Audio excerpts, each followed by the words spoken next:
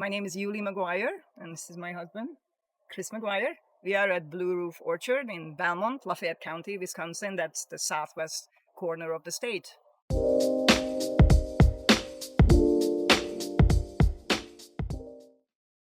We have a 12-acre, very small, certified organic farm. We grow apples on almost 4 acres, and it's a high-density orchard. So if you see behind me, the apple trees are close to each other, and they are dwarf, so they shouldn't grow more than 12, 15 feet high. And we are growing them at this size and height because it's easier on our bodies to work with smaller trees, and they start producing apples sooner. We purchased our farm in the fall of 2003. In 2004, we started growing vegetables, and then we ran a diversified vegetable operation for 15 years. We had a wonderful, very high quality products that people loved. We also noticed that there wasn't anybody who was offering local organic apples in this area. And so we were interested in diversifying what we offer to our CSA member. In 2012, so 13 years ago, we planted a small apple orchard here, and then we, along with the vegetables, we started offering also vegetables as well as apples to our CSA members. And then slowly we were increasing the size of the orchard, and then there came the point where we felt like we had to make a decision. It was a little bit difficult to manage both the orchard and then the vegetable part of our farm. And then for various reasons, we decided to stay with the apples. And then in 2019 was the first year that we only offered apples to our CSA members. This is our 21st year of being a CSA farm, which stands for Community Supported Agriculture. This is a wonderful way for us to connect with our customers who are our farm members. Everybody who eats our apples or used to eat our vegetables are in our close proximity, and we have this special relationship that we worked out over the years. Farm members are receiving diverse and highest quality produce of varieties that they would otherwise not find.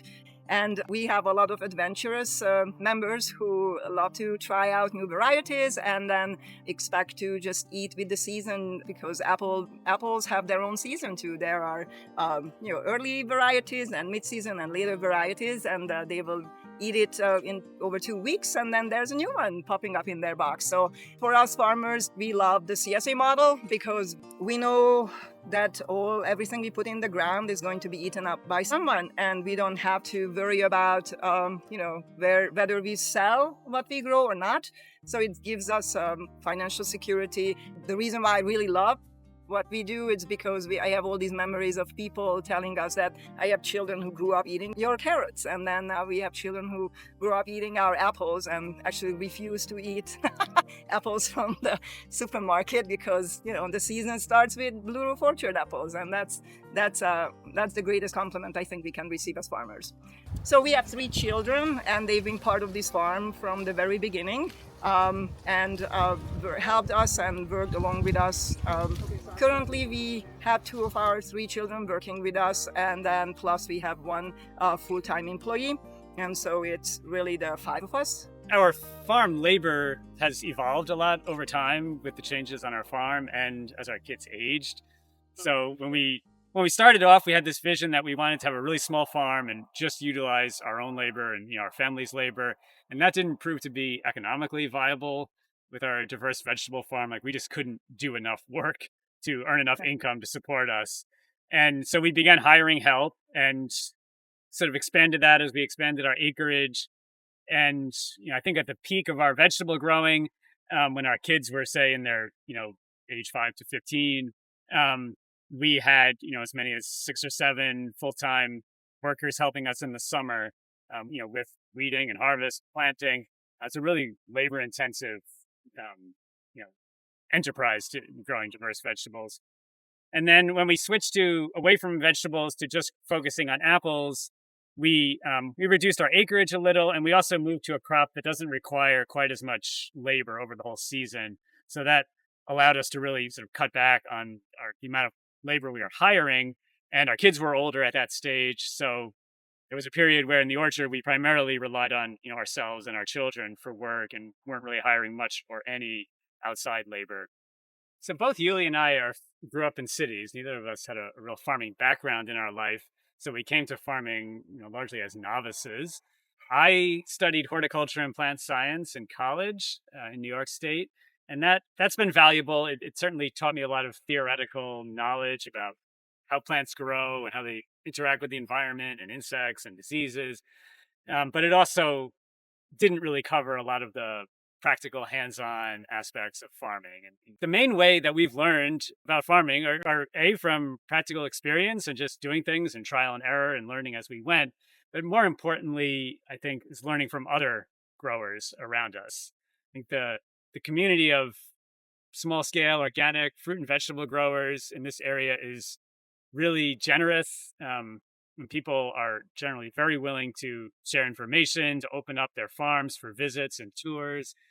And we've tried to participate in that as much as we could from the beginning. We've always gone to conferences and field days and farm tours and tried to develop connections with other growers.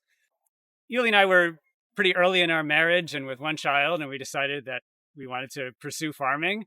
We were both living in Madison at the time, and we hunted around for land and that we could afford, that had a house on it and that had good soil. And we knew that we wanted to market in the Madison area, so we were trying to look in that region. And after a lot of hunting and searching, this was the place we could find that was closest and had reasonable soil to farm on, and that's why we chose it. Definitely, money was a limiting factor. Land was more affordable then than it is now, but it was still challenging. So we purchased this small 12-acre property with a house and outbuildings using just a residential mortgage. Saying that we wanted to live here. I had a job in Madison at the time, and I went on working there for several years after we moved here, commuting back and forth. And that's that and some savings we'd built up and a little bit of help from our family was what enabled us, financially to get started doing this. So the growing season in the orchard begins in April or May when the trees flower. So they flower once per year, and each of the flowers that's on the tree at that point can produce an apple in the fall. And we then tend the trees through the summer, weeding, irrigating, doing some pruning, starting to keep the tree healthy and the fruit growing. The harvest of the fruit starts in late July and runs to late October. We have a series of different varieties that ripen at different times to take us through that whole 3-month period. And then over the winter, we still keep on working. Winter is a pretty busy time in the orchard because it's when we do most of our pruning to get ready and lay the groundwork for another season of production. We have about 2,200 apple trees in our orchard on a little less than 4 acres. We grow about 25 different varieties, plus a number of other ones that we're trialing on a small scale to see. We're always interested in finding new varieties that will do well for us that we might incorporate in the future. I encourage people who want to grow organic apples at home to really look at disease-resistant varieties. Apples are potentially plagued by a lot of different diseases that will cause fruit to rot or leaves to fall off the tree or a whole tree to even die. And if you choose varieties that are more disease resistant to plant, you're kind of avoiding a lot of potential problems. So examples would be Liberty. That's a real standout disease resistant variety. Others might be Enterprise or Priscilla or Williams Pride. Our favorite nursery for buying trees on a commercial scale is Waffler Nursery in New York. We've found that they produce a really good quality tree. When you're ordering larger quantities of trees for an orchard, you typically need to order 2 years in advance, and you tell the nursery, what variety and what rootstock you want. They graft it for you, grow it in their nursery, and then send it to you. So you need to be planning ahead for that. For home gardeners who just want to plant, a few trees, a good source is Cummins Nursery in New York. They have a huge selection of varieties, including a lot of really interesting heirloom and disease-resistant varieties. So all of our apple trees are dwarf trees, which means that they have pretty small confined roots that are only grow in the top of the soil. So that makes the tree very vulnerable to competition from other weeds or grasses because their roots are in the same area of the soil and the tree doesn't have really deep roots that can get underneath and escape from weeds. So generally with a dwarf tree, it's important to control the weeds that are, or the other plants that are growing around the base of the tree. We do that by spreading mulch, that's hardwood bark that we buy from sawmills in our area. So we spread that in a band under the tree about 2 feet wide to try to keep weeds from growing in that area. And we do hand weeding as needed to make sure that nothing, grows in that area. We also cultivate a narrow strip of soil in between the bark mulch and the grass that's growing in the aisles between the tree rows. And we do that to keep the grass from sort of gradually spreading and encroaching into the bark. And that cultivating is done with a tractor mounted cultivator. We drive the tractor down between the rows of trees and cultivate this strip on both sides of the aisle at once. The bark mulch that we use is really valuable because it suppresses weeds and it contributes organic matter to the soil as it decomposes and adds nutrition. It also keeps the soil from drying out and just generally encourages soil health, protects the soil from erosion. One big drawback with it over time is that it's adding an immense amount of fertility to the soil. We're constantly, in a sense, adding more and more compost to the soil. And with fruit trees, that can be a disadvantage at a point. I mean, some fertility is good, but too much can promote a lot of really leafy vegetative growth at the expense of flowering and fruiting. And as a production orchard, we don't want huge trees. We want small trees that produce a lot of fruit. So, farming is a learning process and our growing methods are always evolving. And right now we're seriously looking at, in our older trees, actually planting sod underneath the trees and stopping mulch, because we've been mulching them for a number of years and there's a lot of fertility built up. And at this point, also the tree is probably more well established and less vulnerable to competition from other plants. So this is an apple tree that we planted last year. So it's a young tree that hasn't started fruiting yet. And at this stage of the tree's life, we like to train the branches to grow in the way we want and sort of lay a framework for the tree later on. A branch that's really vertical and upright like this one tends to do a lot more leafy growth and is less likely to flower and produce fruit. We want to encourage fruiting, so we try to train the branches to grow more horizontally. And we use thin metal wires for this.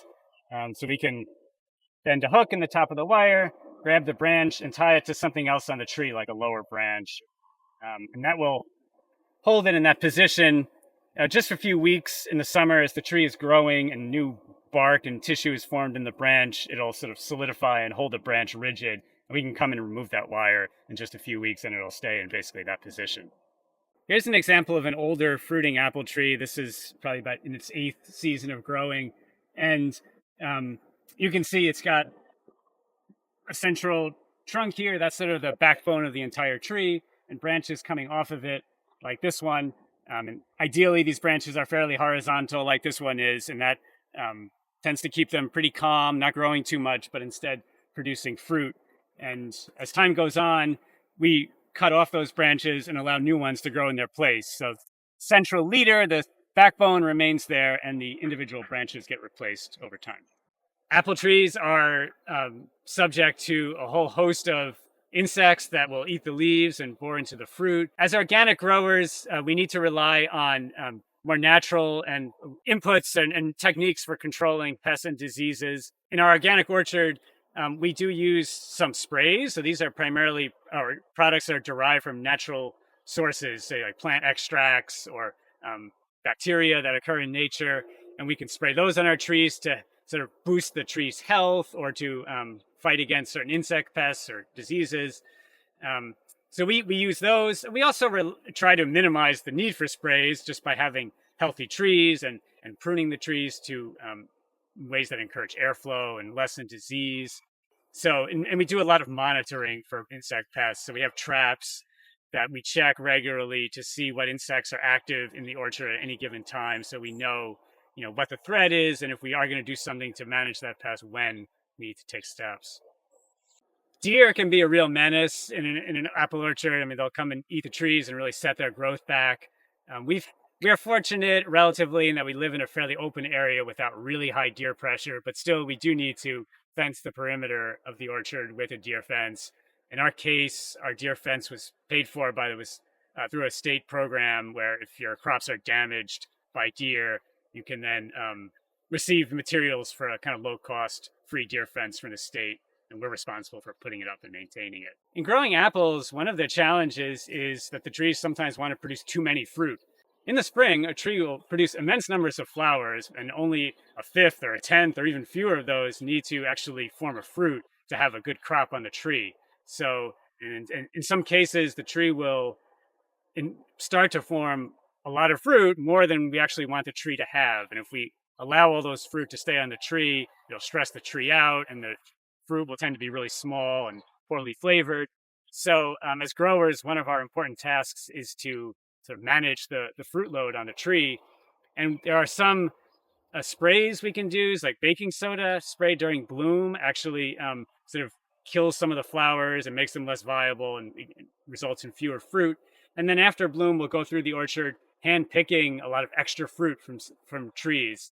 And that's a really labor intensive but essential part in growing good quality apples.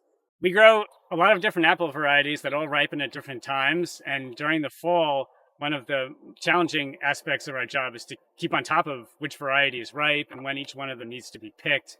So we regularly go through the orchard and sort of taste varieties as they're getting close to ripeness and try to decide when they're at their peak stage. There's a trade-off in apples where if you harvest a variety earlier, it will not taste quite as good because it's not as ripe, but it will store for a longer period and it will be firmer. If you wait longer, the apple starts to maybe get a little softer.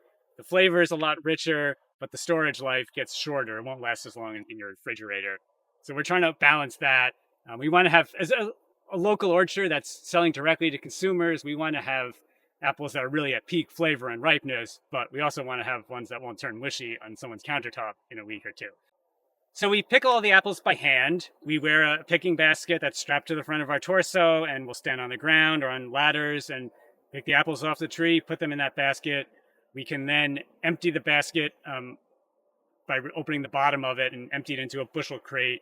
And those bushel crates are what we bring inside with the tractor to our packing shed, put them in our cooler, and that's how we store them until it's time to wash and sort them. Our farm marketing method is community-supported agriculture. Our customers are farm members. They buy a share from our harvest, and they support our farm, our family, as directly as possible. They sign up early in the season, which means in the spring, and they can choose from a big variety of offerings, as in, how many pounds of apples they would like to receive, and then whether every week or every other week. We have a 12-week season when we deliver boxes of apples to some drop-off sites between Platteville, Wisconsin, and Waunakee, Madison, Sun Prairie, and our members will then go to this distribution site and then pick up their apples and take them home and enjoy it. Each delivery that we give to our CSA members typically has 2 to 4 different varieties of apples, and those varieties change over the season as different varieties come into ripeness. The sign-up season starts in February, and then it's when our members will just decide how much apple they would like to get from us, and then sign up on the internet, and then we go from there. But it's mainly our website through which people can find us.